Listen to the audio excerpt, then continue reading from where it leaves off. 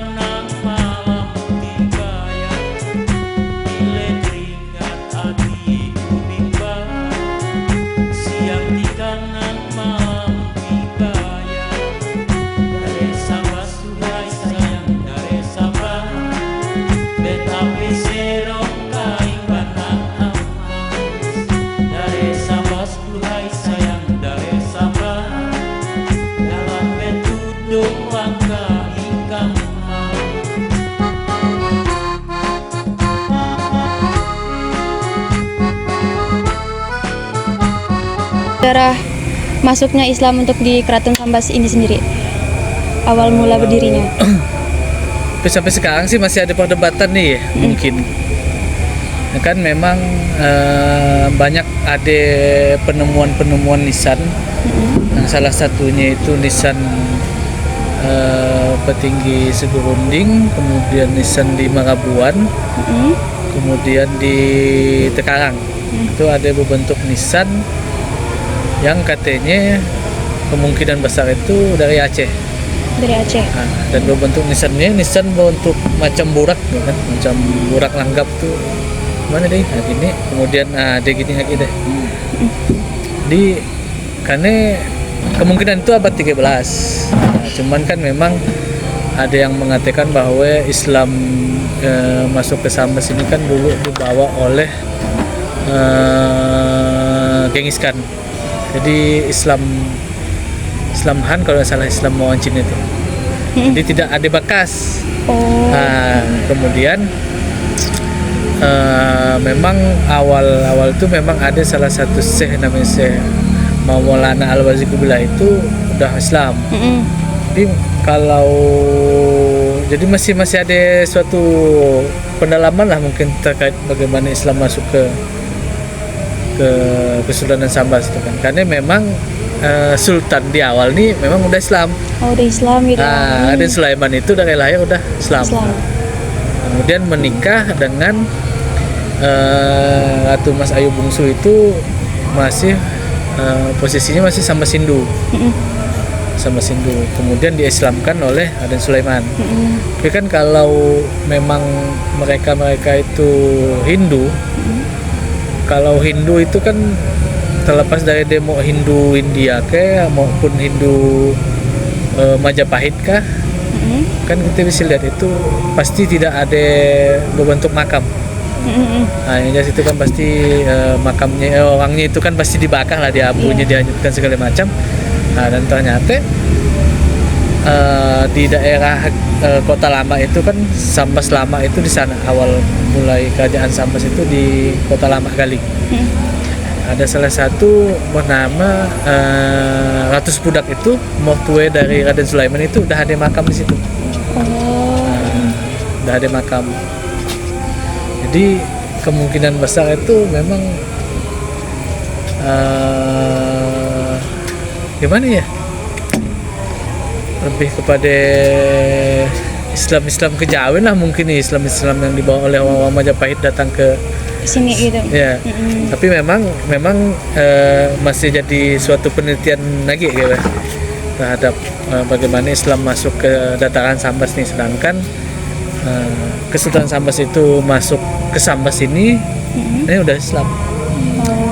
Jadi istrinya itu Hindu, kemudian dimualafkan. Ya. Terus apa pengaruh pertama kali Islam terhadap budaya dan sistem pemerintahan untuk di keraton ini sendiri? Pengaruh sih lebih kepada budaya-budaya lokal yang diadopsi kemudian dimasukkan ke dalam Islam. Contoh ya, Bepapas itu kan budaya orang animisme dinamisme kalau nggak salah. Orang Bali juga kan, orang Hindu juga kan ada juga yang Bepapas. Nah, sedangkan kita di Islam di Kesultanan Sambas itu melaksanakan kegiatan papasan. Ini kan ada suatu tradisi Hindu yang kemudian diadopsi oleh Islam dengan menggunakan doa-doa Islam. Salah satu lah yang Bepapas itu. Itu untuk contohnya gitu ya. Terus siapa aja nih tokoh-tokoh penting dalam penyebaran Islam di Keraton Sambas sendiri? Kalau tokoh-tokoh penting sih memang untuk tokoh paling Sultan pertama lah tuh, Sultan Muhammad Saifuddin I itu Raden Sulaiman. Raden Sulaiman. Ya, yang menunggakkan keislaman di keraton. Itu Sambas pertama kali itu. Awal mulanya berdiri gitu ya, awal mulanya berdiri. Terus bagaimana sih keraton menjaga tradisi Islam dalam kehidupan sehari-hari? Itu gimana ya? Udah menjadi darah daging sih sebenarnya. Jadi kayak udah ngikut aja gitu ya Bang? Ngikut kayak ibaratnya kebiasaan yang dari dulu-dulu. Kebiasaan jadi hal-hal yang jadi temurun-temurun gitu. Oke. Untuk apakah Keraton Sambas ini sendiri memainkan peran penting dalam penyebaran Islam di wilayahnya gitu kan? Terus kayak gimana caranya kayak menyebar tentang keislaman gitu? Ya, kalau menyebar sih memang dari Sultan pertama dan sampai Sultan-Sultan selanjutnya itu tetap mengujung tombakkan keislaman. Apalagi era Sultan Muhammad Saifuddin II itu tahun 1822, beliau itu menitik beratkan kepada kemajuan keagamaan, misalnya membangun sekolah-sekolah agama, kemudian memberikan suatu siswa-siswa untuk belajar di Kairo, seperti Syekh Ahmad Hatib Sambas itu kan salah satu ulama yang era zaman beliau itu. Kemudian Maharaja Imam juga salah satu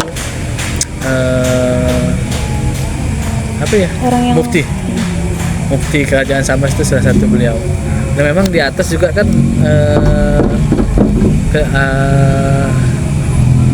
dari atas sampai ke era Sultan Muhammad Saifuddin II itu kan mereka itu kan era-eranya berperang tuh.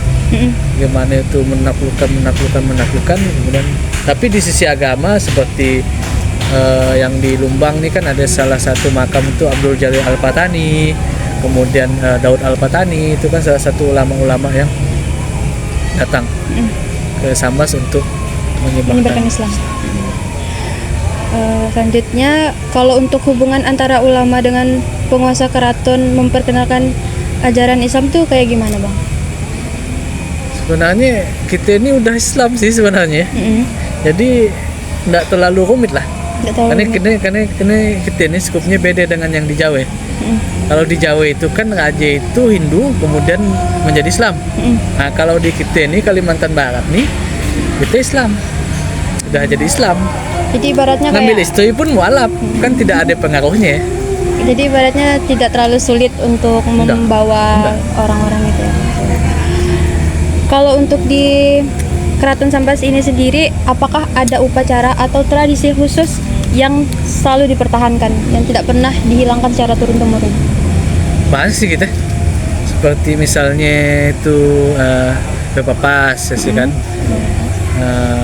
pong tawar, kemudian saprahan, itu kan tradisi-tradisi lama yang kemudian zikir najam, zikir berjanji itu selalu dilaksanakan. Selalu dilaksanakan.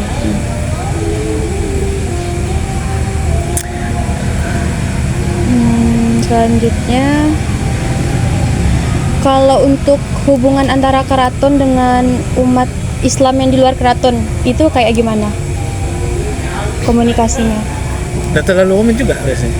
Jadi ada beberapa salah satu panglima di kesultanan itu kemudian menjadi mualaf, Oh, mengikut sultan. misalkan. Kemudian ada yang memang tidak mengikuti, ya tidak mengikuti, ya tetap sebagai mestinya lah, toleransi itu tetap jalan ya, undang-undang yang berlaku juga tetap Terjalan. Apakah ada interaksi atau kerjasama antara keraton dengan kerajaan-kerajaan Islam lain di dalam sejarah untuk Keraton Sambas? banyak sih. Itu salah satunya era 1800 itu ada salah satu ulama itu Syekh Ahmad Hatib Sambas, dan beberapa ulama Nusantara itu ada 9 kalau tidak salah. Jadi dia membuat surat, menandatangani surat itu untuk mengamankan jamaah haji asal Indonesia yang mau berangkat ke Makkah. Itu salah satu. Yang kedua, kita itu jalur perdagangan. Jalur perdagangan, kemudian jalur pernikahan. Misalnya Ketuan Sambas ini dengan Mempawah, dengan Ngabang, Landak, dengan Sintang, kemudian dengan Pontianak, paling dengan Tayan itu saja. Kalau dengan yang di luar itu mungkin lebih banyak ke jadi menantu sih sebenarnya. Di luar nih misalnya di Sarawak, mungkin di daerah-daerah Malaysia kan, ya mungkin ada salah satu pengikut dari kerajaan ini yang udah menetap di suatu tempat. Misalnya di Palembang itu juga ada salah satu hubungan dengan Sultan Palembang itu waktu itu minta kepada Sultan Sambas itu pasukan penembak jitu. Nah, jadi dikirimlah beberapa pasukan itu ke Palembang, dan mereka itu tidak kembali lagi ke Sambas tapi menetap di Palembang. Nah, kemudian berbaulah menjadi ulama, kemudian menjadi penghulu dan segala macam, jadi tokoh-tokoh. Jadi hidup dan tinggal di sana gitu. Terus selanjutnya, apa tantangan yang dihadapi keraton dalam mempertahankan ajaran Islam dalam lingkungan yang kayak sekarang tuh semakin berkembang? Sebenarnya tantangannya sih lebih kepada generasi kita lah, tentunya yang muda ini kan. Kadang kita merasa acuh dan juga tidak menghargai, dan juga kadang juga kita bisa menyalahkan orang tua kita seorang di rumah. Aneh apa? Orang tua kita tidak mengingatkan. Tapi kalau orang tua kita mengingatkan, ya paling tidak sedikit demi sedikit ya insya Allah. Dan tantangan ke depan itu ya globalisasi kan sekarang udah mulai maraknya hal-hal yang sifatnya budaya, kesejarahan itu kan mulai pelan-pelan mau ditinggalkan. Tapi ya kita sebagai generasi tentunya tetap kita jalankan sebagaimana, tetap kita pertahankan lah, biarpun kita ini sendiri, tapi ya tetap budaya itu kan memang hal yang kemudian menjadi kebiasaan. Kalau kita di rumah nih selalu diingatkan, oh nanti ini harus ini, itu selalu diingatkan. Kemudian kita tidak meninggalkan budaya itu. Ini sayang ya, kita generasi muda tapi hanya berleha-leha untuk hal-hal yang sifatnya demikian ya. Itu apa ya? Rugi.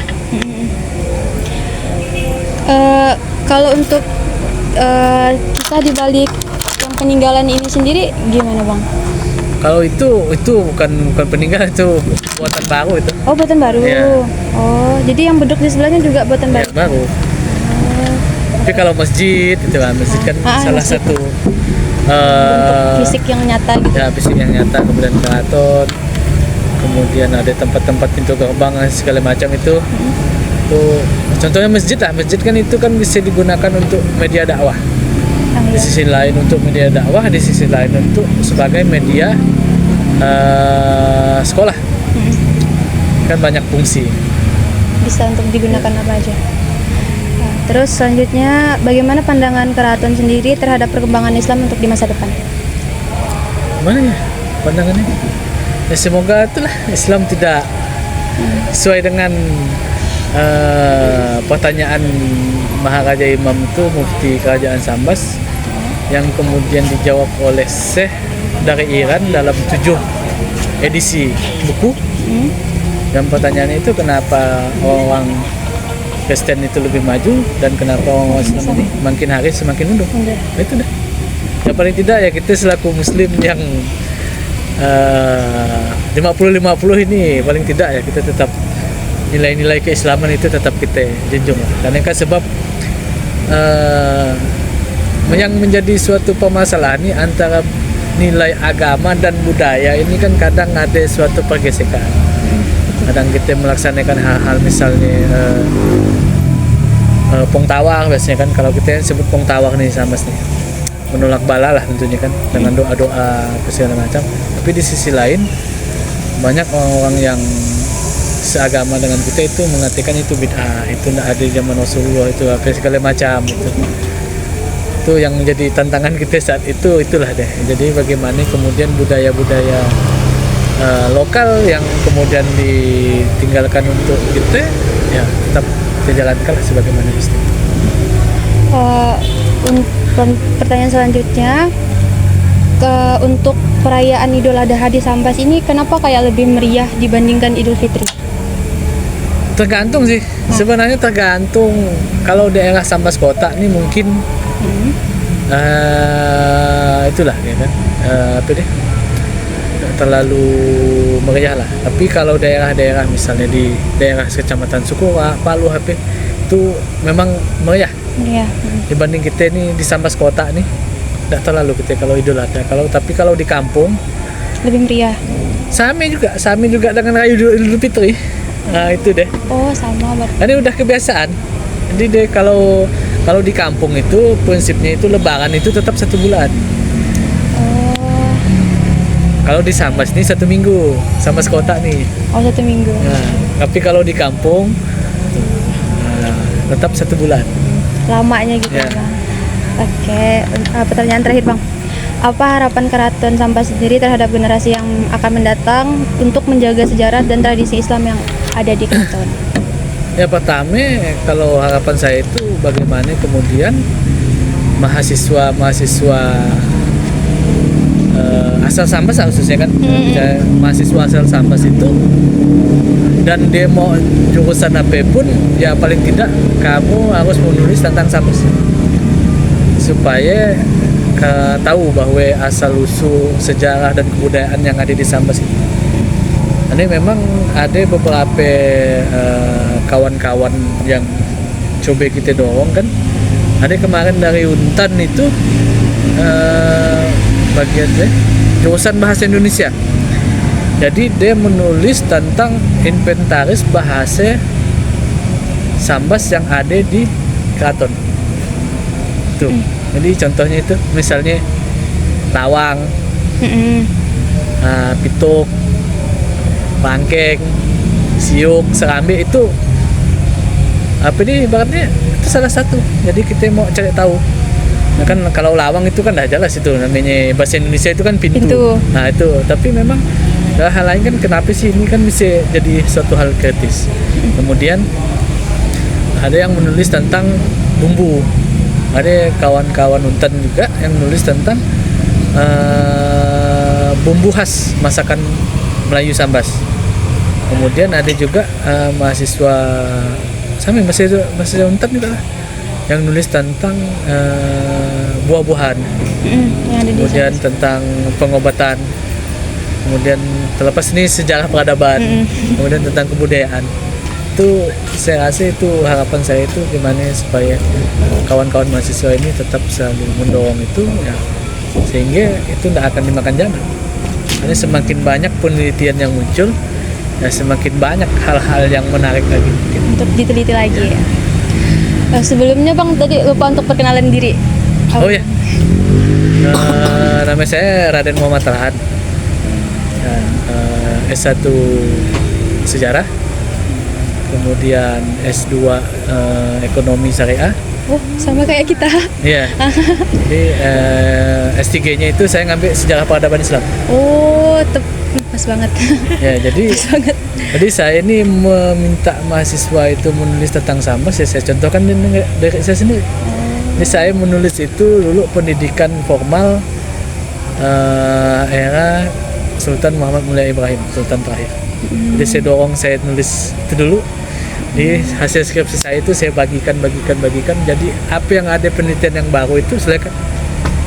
Jadi sehingga jadi, dan juga saya tidak kalau saya sampat, mesti kalau saya tidak sibuk, ya kawan-kawan mahasiswa seperti kakak-kakak abang-abang yang datang kan untuk penelitian apa tetap kita mudahkan. Jadi saya juga percaya bahwa segala sesuatu kita mudahkan urusan orang lain, ya urusan kita pasti dimudahkan. Betul, Masya Allah, betul. Oke, mungkin untuk sekian sesi wawancara. Terima kasih Bang udah meluangkan Sama-sama. waktunya untuk kami semua. Semoga kedepannya untuk bisnis Abang sendiri lancar, Amin. urusan juga dipermudah, segala apa-apanya. Mungkin sekian dari kami. Kami akhiri wabillahi taufiq wal hidayah. Wassalamualaikum warahmatullahi wabarakatuh. Salam.